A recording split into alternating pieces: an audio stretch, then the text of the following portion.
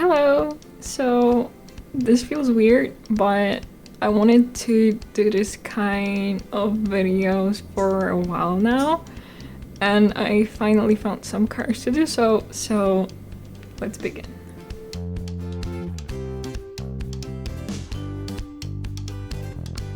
So today I wanted to test out two things. First one is Arteza or Arteza watercolor set that I've had for like 3 years now, and I still haven't opened it. But I've heard a lot of good things about this brand in general, and I'm sure you have too, because many artists have tried their supplies and really like them, which is cool because it's a relatively inexpensive brand, so I'm really excited to try them. And the second thing is Strathmore mixed media sketchbook. I have a sketch prepared already, but first let's swatch the watercolors and see how they perform and how the paper does. So let's go.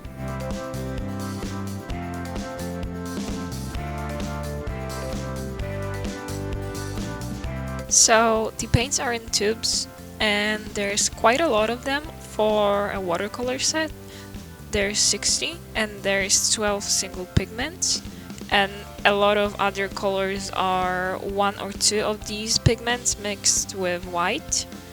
And I know some people dislike working with white watercolors, but I personally don't mind it. I actually like mixing in white with my paints to achieve a sort of a pastel look. It saves me time not having to try and mixing my own colors. Plus, when I do mix my own, I always fear I will run out. One thing that I noticed when swatching though is that the paint wouldn't disperse much. Like, even when I put a wash of water down on paper, it would mostly stay in one spot, so it was hard for me to make a nice wash. And I don't know if it's the paint's fault or the paper, since it is not really a watercolor paper, or if I just don't know how to do it. But to me, it's not a big downside since I don't rely on paint spreading that much. I like to have more control of it, but I just thought I would mention it.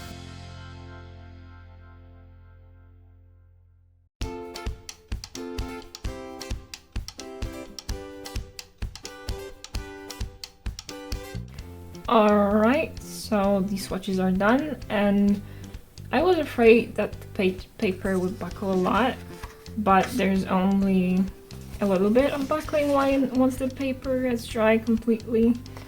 Another thing though is that the colors are in a weird order after the first 24 of them, but I didn't think to arrange them how I would like them to, so I guess I will have to redo this watch later on. But anyway, let's move on to the real test.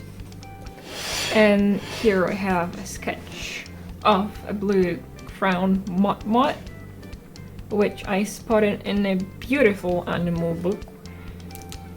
And it's actually called The Animal Book.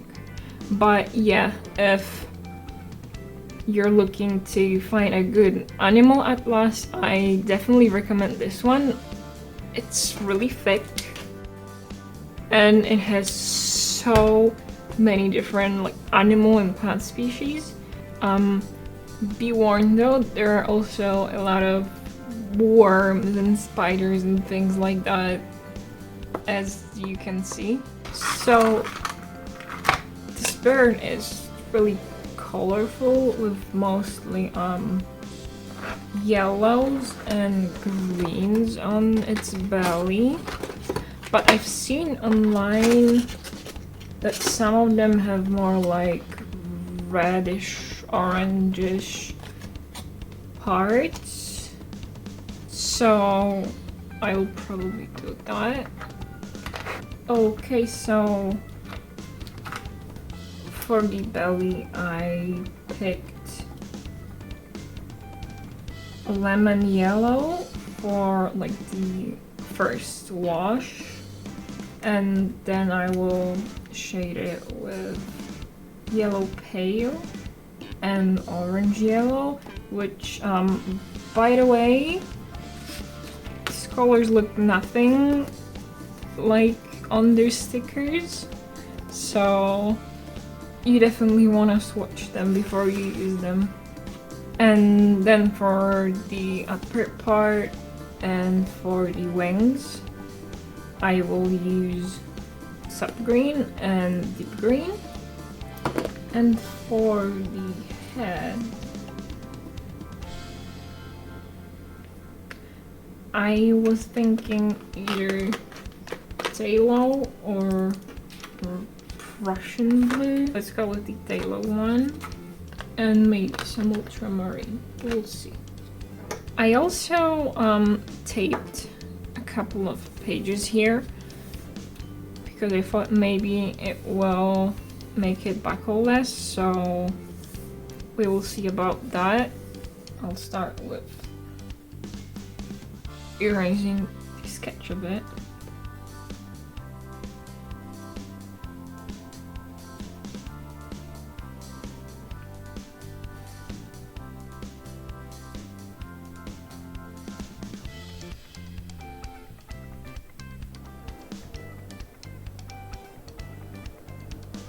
I kind of have no idea what I'm doing, honestly. Well, as you probably know, I don't really draw animals, but I wanted to start, you know? I always see artists drawing animals like very stylized and like a really cute art styles, and I was like, I want to be able to do that, so I will learn, starting with this bird. Well, I mean, not starting, I guess, because I did the cut sketches and this will be in full color, so, and I guess this isn't very stylized, but gotta start somewhere. And I guess like before stylizing anything, you wanna like get a good grasp of how it looks in real life, you know? And then once you get a feel for like what can you change in the drawing, you can start making it more yours, I guess. Alright, looks fine so far. I'll probably go back to it when I do more and like I see how it looks compared to other colors. I really like how vibrant it is already.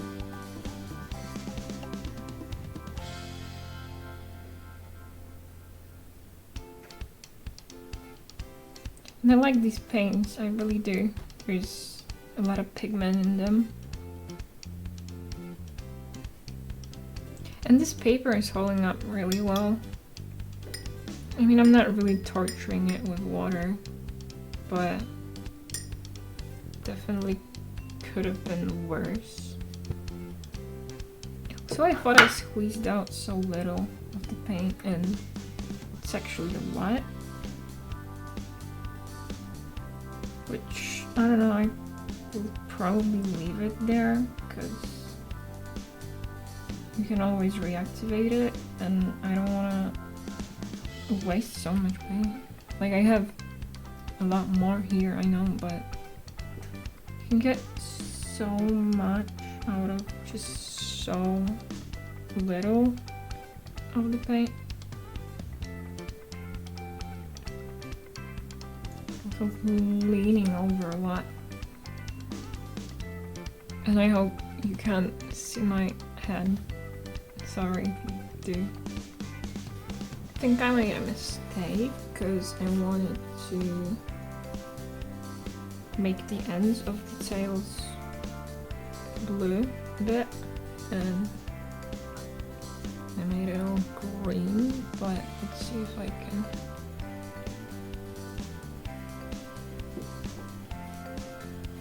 add it now. This is where the tools are really handy because it's so easy to make a dark color.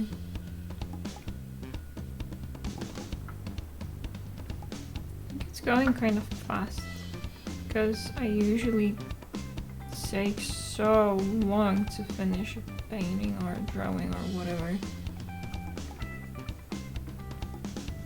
And this is just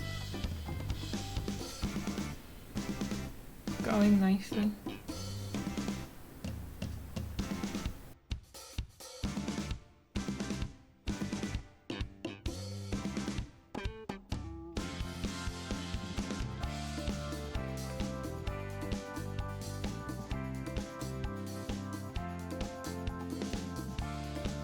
Okay, it's another day. I had to stop recording because the sun was bothering me, but let's continue.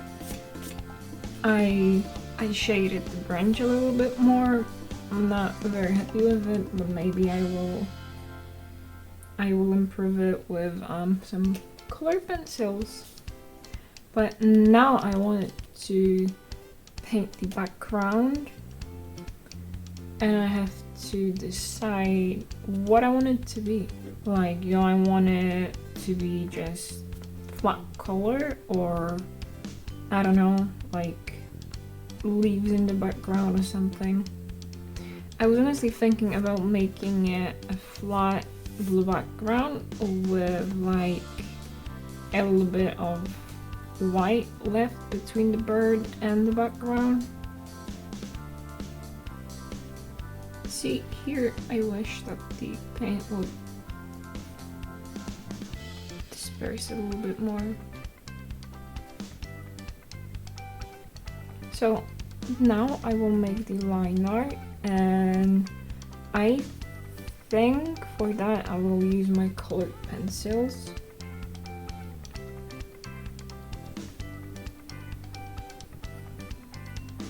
I also think I should use some lighter blue here to make it look better, because I don't like how it looks. Okay, it's not perfect, but it's definitely better. Okay, I really like how this is beginning to look. When I looked at it today morning without the background and the line art, I was like, oh, I don't really like it. I don't know if it will look good, but it's crazy how much line art does. Okay, so final thoughts. I really like these watercolors. They're very pigmented and pleasant to work with, and I know I will keep using them. And as for the paper, I think it did fine, considering this is a mixed media paper, but I would probably stick to using watercolor paper for my watercolor paintings, and I will use this sketchbook for colored pencils and markers and such. But anyway, thank you so much for watching, and I hope you like this painting, and I will see you in the next video. Bye!